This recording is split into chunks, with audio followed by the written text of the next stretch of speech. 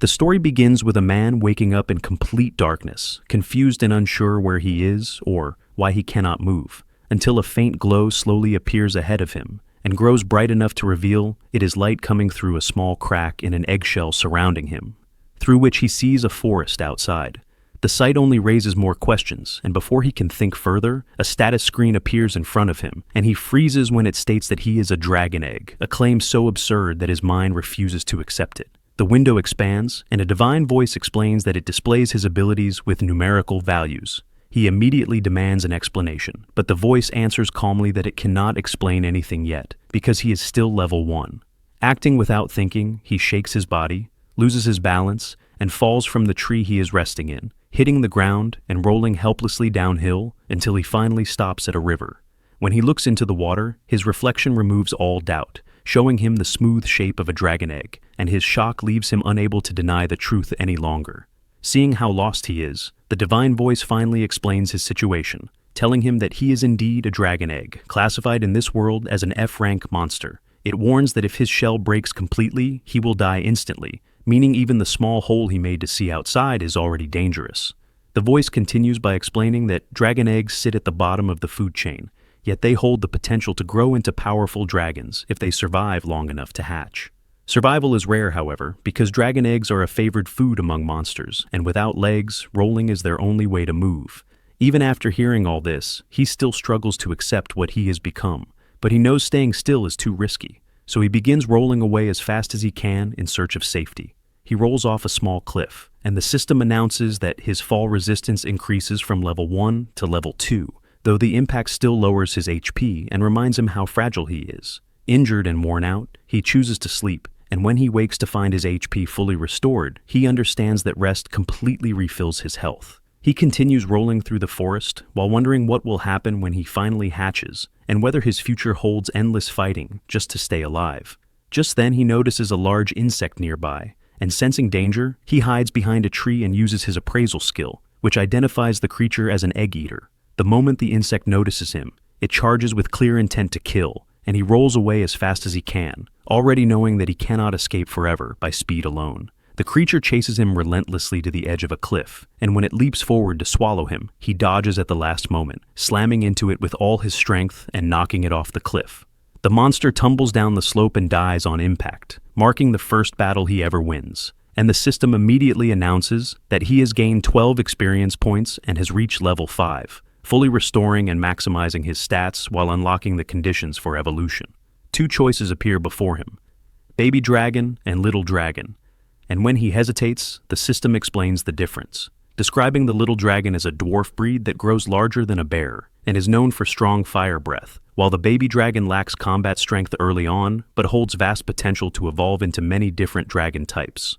The system also notes that baby dragons are highly sought after by both monsters and adventurers, making them constant targets, which initially leads him to choose the Little Dragon as the safer path. The moment he makes that decision, the divine voice intervenes, urging him not to limit himself and reminding him that greater heights demand greater risks. He begins to reconsider, recalling that the baby dragon's strength lies in its future possibilities, and he starts to suspect that the Little Dragon may have strict limits on how far it can evolve. The thought of choosing safety over growth troubles him, and he decides that living with danger is better than living with regret, even if the path ahead becomes harder. He changes his choice, selecting the baby dragon, and the system accepts his decision without hesitation, and his body immediately begins to change, his form reshaping as he evolves into a yellow baby dragon, and with the transformation comes a surge of new skills along with major increases to his existing stats. Despite the evolution, his HP and MP remain low, leaving him drained and unable to move much, making it clear that rest is necessary before he can take another step forward in this new form. Soon, he starts feeling hungry, and his stomach growls loudly enough to make it clear that he needs food. He looks at the worm he defeated earlier and realizes that it no longer seems disgusting, and as he understands that growing stronger requires proper nourishment, his dragon instincts take over and push aside any remaining hesitation. He devours the worm and then lies down to rest, and when he wakes later, his body feels refreshed and full of energy. He moves to the river and looks at his reflection, fully accepting that he has been reincarnated into this world, even though he finds it strange that he has no memories of his past life and cannot remember who he once was or what kind of person he used to be. Just then, he notices several dark worms nearby, and instead of running, he charges straight at them, using his new skills to defeat the first group quickly. As he continues fighting, he unlocks more abilities, making each battle smoother and faster, and once the area is clear, hunger returns. Remembering how awful the dark worms taste, he avoids eating them and tries nearby mushrooms instead, only to discover too late that they are poisonous, a mistake that teaches him never to eat random plants again. With that lesson learned, he moves deeper into the forest in search of better prey and soon encounters a gray wolf, which is larger than him, but still falls to his baby breath and dragon punch. The flames lightly scorch the wolf, and the smell reminds him of cooked meat, leading him to roast it further before taking a bite and realizing how good it tastes. He soon defeats another gray wolf just as easily, and this pushes him to level 20 out of 25, making it clear that he needs 5 more levels before he can evolve again. As he eats, he notices that hunting, fighting, and feeding like this no longer feel unnatural, and living as a dragon is slowly becoming normal. Even so, having only the divine voice for company begins to feel lonely, and he finds himself wishing for a companion. Not long after, unfamiliar voices echo through the forest, and although he cannot understand the language, he recognizes them as human and feels a sense of comfort. He hides behind a tree and watches a small group of adventurers approach, briefly considering showing himself, believing that his small size and harmless appearance might keep them from attacking, and even imagining that they might treat him like a pet.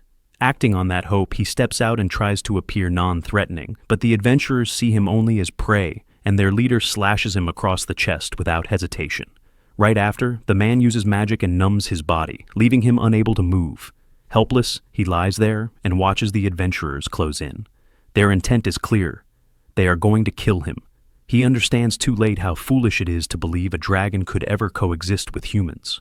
All the struggle to survive and evolve now seems meaningless. But just as the leader raises his weapon to deliver the final blow, a female adventurer steps forward and stops him, arguing that there is no need to kill something so small and harmless. Confused by the sudden turn, he feels warmth spread through his body and realizes she is healing him. And when he uses appraisal, he learns her name is Miria. He notes that she spends what little MP she has to save him. And as she speaks, the system grants him the Greek language skill, allowing him to begin understanding human speech. But the fragile calm breaks when screams echo through the forest ahead.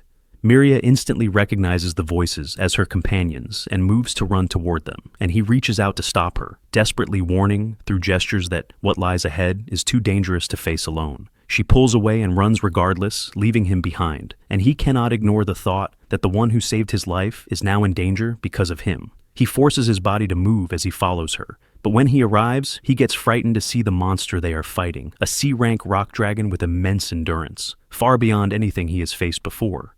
Miria is already injured, and when he calls out to her, the rock dragon shifts its attention to him, but he is just frozen in place, wondering if this is where his struggle finally ends. The baby dragon narrowly dodges an attack and hides behind nearby bushes, knowing that if the rock dragon reaches him in his current state, death is certain. And as he looks back, he sees that Miria is still alive, but has been noticed by the monster, which begins moving toward her. The divine voice urges him to run and survive, warning him that he has no skills or strength capable of defeating the rock dragon, and he understands the truth of those words as he faces the sheer size of the creature. Yet the memory of how Miria saved him without hesitation drives him forward instead of away. He rolls straight toward the rock dragon before it can reach her, weaving through its attacks with his rolling skill, and the system grants him the title King of Evasion as he narrowly avoids death again.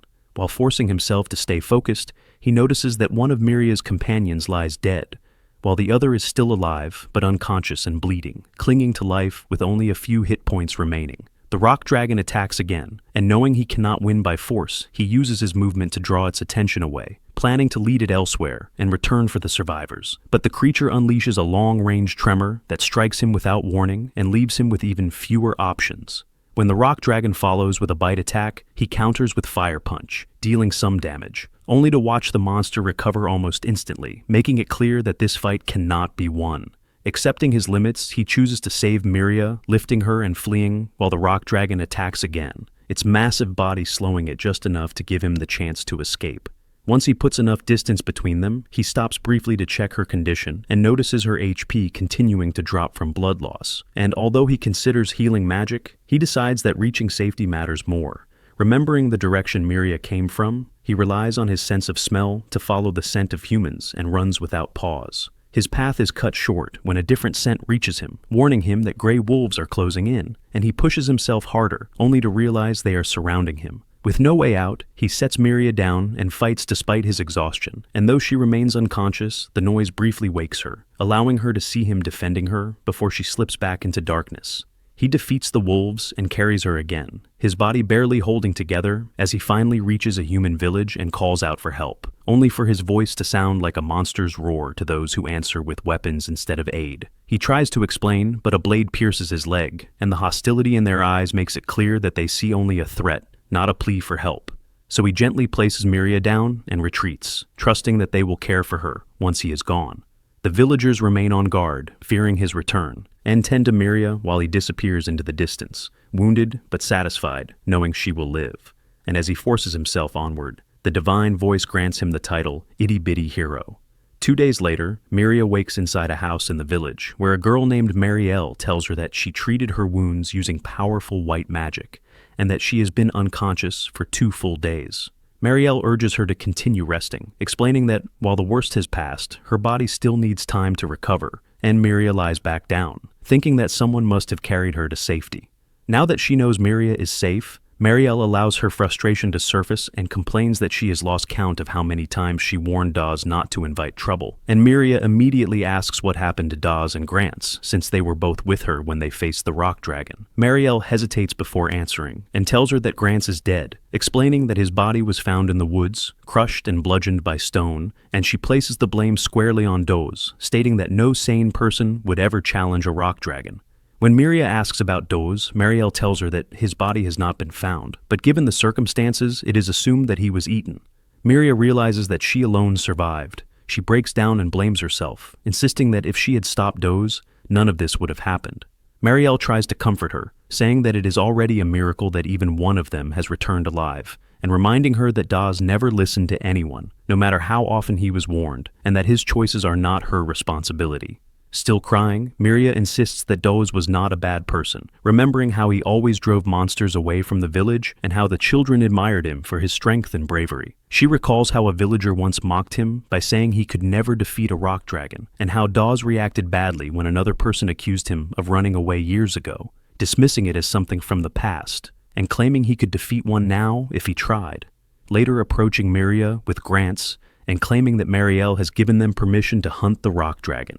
Miria remembers doubting the claim and asking where Marielle is, wanting to hear it directly, only for Dawes to insist that Marielle has already left for another village, while pressuring her further by saying that even if she refuses to help, he and Grants will go anyway and might die without her. Faced with that choice, Miria follows them, realizing now that she walks straight into a lie driven by the pride of Dawes. And as she finishes recounting this, Marielle states that his pride cost him his life, and that humans often make fatal decisions over trivial challenges. She warns Miria not to repeat the same mistake, reminding her that pride can kill just as surely as monsters, and Miria quietly agrees, wiping away her tears.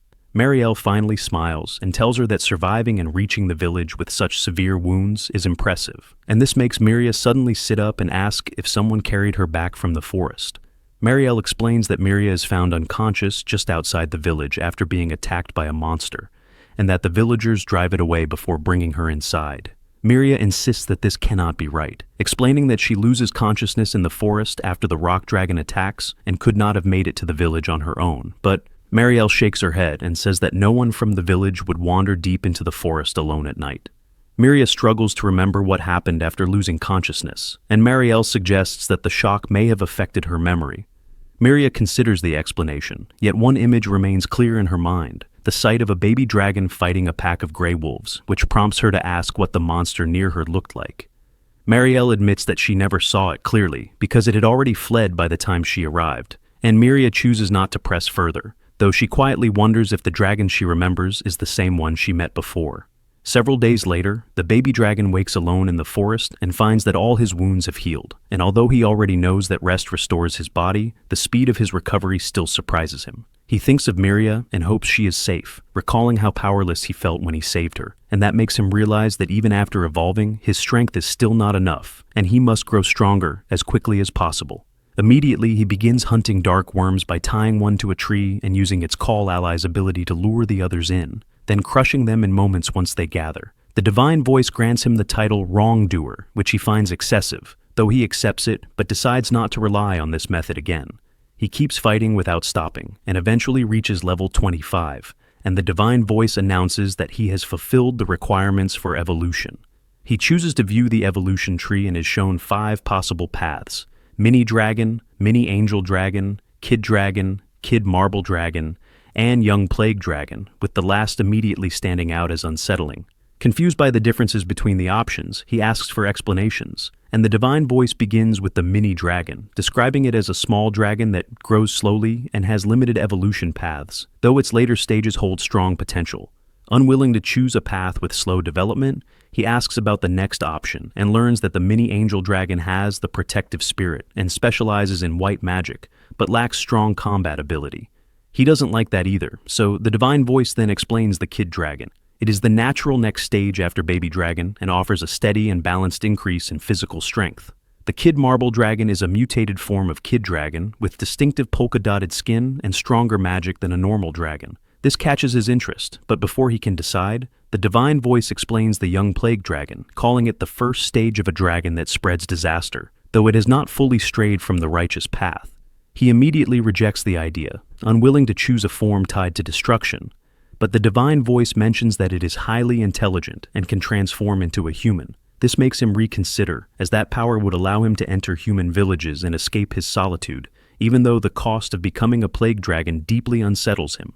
So, the baby dragon finds himself struck and cannot decide, knowing that one wrong decision can ruin everything. He knows that becoming the plague dragon is a terrible path in every way, yet he worries deeply about Miria, and he still wishes to gain the human transformation skill. So, with all this pulling at him, he finally makes his choice and tells the divine voice that he will evolve into the plague dragon. The divine voice accepts his choice and begins the transformation at once. His body twists in fierce pain, the transformation is harsh and unkind, and when it ends, he looks into the water and sees his reflection, and only then does he realize how much uglier he has become than before. The divine voice then announces the skills he has gained, and at first he feels great joy, for the new powers make him feel strong and full of hope. But that joy does not last long, for he soon notices the many evil skills he has also received, and the list of those dark and dangerous powers makes him uneasy and afraid of what he is becoming. What hurts him most is that he had chosen this path to gain the human transformation skill, yet when he looks at his status board, that skill is not there. In his frustration, he asks the divine voice if he must grow stronger before he can gain it. But the divine voice gives him no true answer and only says that such matters cannot be explained to one who is only level 3. This reply leaves him even more confused and annoyed. The system then explains the rest of his skills in detail, and with each new skill he hears, his shock deepens. Many of them speak of poison, sickness, and the spreading of ruin, and with every word, his spirit sinks as he comes to understand how cruel and dangerous this form of the dragon truly is. In the end, regret fills his heart, and he longs to return to being the small and gentle dragon he once was, instead of living on as this dreadful creature of plague. Meanwhile, Miriel goes with Miria to re-enchant the warding stones. Miria remains confused and unsure whether the monster that saved her was real or only her imagination. But Miriel takes the matter seriously. She reasons that if a monster could enter through the broken warding stones, then their defenses have a grave flaw. Soon after she finishes re-enchanting the stones, Miria asks Miriel to tell her more about monsters. Miriel notices that Miria has become strangely fixated on them since the incident, and Miria admits she cannot stop thinking about the creature from that day, for she feels in her heart that it tried to save her. That thought does not leave her, and she wishes to understand monsters better because of it. Miriel decides that telling her what she knows will do no harm, and so she begins to explain. She tells Miria that monsters grow stronger with each evolution, and that they usually hunt other creatures to gain levels. She explains that humans also gain levels in their own way, people grow stronger with experience, but monsters follow a harsher path. When a monster reaches its limit, it does not stop growing, but instead evolves into a higher rank. After that, it hunts again, grows stronger, reaches another limit, and evolves once more into an even more powerful form. With every evolution, monsters become stronger, more dangerous, and harder to defeat. Miria feels shocked, for she cannot believe that people have learned so much about creatures so unlike themselves. It seems impossible to her that humans could ever understand monsters. But Marielle tells her that this is not the whole truth. From time to time, rare people can hear the divine voice, which shares with them knowledge of monsters, their levels, abilities, and even their origins. Those who bear this gift are called heroes or saints, and through them, humans have gained much of what they know about monsters. Marielle then grows serious and warns Miria that every monster is driven to grow stronger and more fierce, for that is their nature. Even if a monster once saved her life, the next time they meet, that same creature may have evolved into something far more dangerous. In such a state,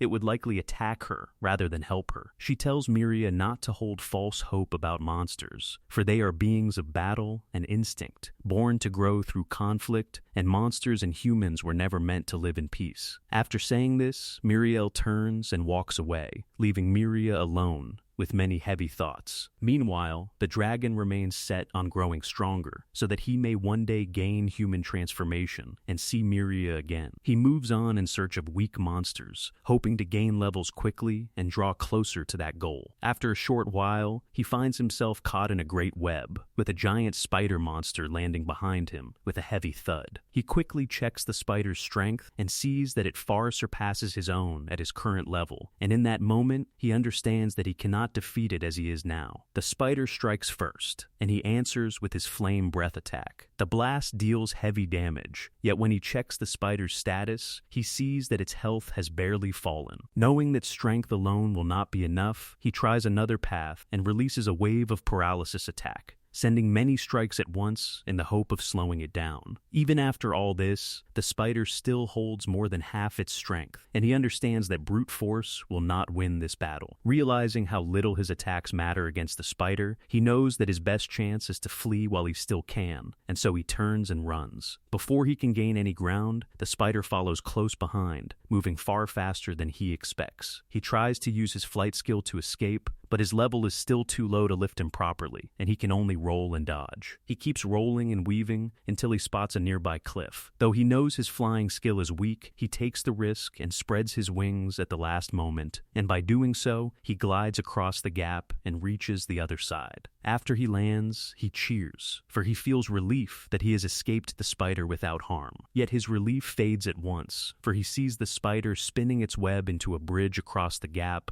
and moving toward him once more. He freezes for a breath, knowing the danger has not ended, and then he rolls away as fast as he can. While he flees, he keeps crossing paths with other monsters, and each time he defeats them without much trouble. He keeps moving and fighting, and with each battle, his strength grows. After a short while, the divine voice tells him that he has risen from level 3 to level 8. Hearing this, he hopes he now has a chance against the spider if he fights with care. But just as he prepares to turn back, the spider releases a cloud of poison gas. He jumps up a tree to escape the spreading mist, and while he clings there, he remembers that he is resistant to poison, and the gas cannot harm him, and the spider doesn't know it. Seeing his chance, he lets himself fall in a way that makes it seem as though the poison has slain him, and when the spider comes near him to claim its meal, he strikes in mid-air with his flame breath and smashes the spider into the ground, and at last, the spider falls. The victory over such a strong foe raises his level from 8 to 14, and his heart fills with joy. Yet even with this great boost in strength, the skill he longs for does not appear, and he begins to wonder if something else is blocking him from gaining human form. On his way back, he spots a nearby cave that looks inviting, and when he sees that no one lives inside, he decides to claim it as his own. Later, he prepares his meal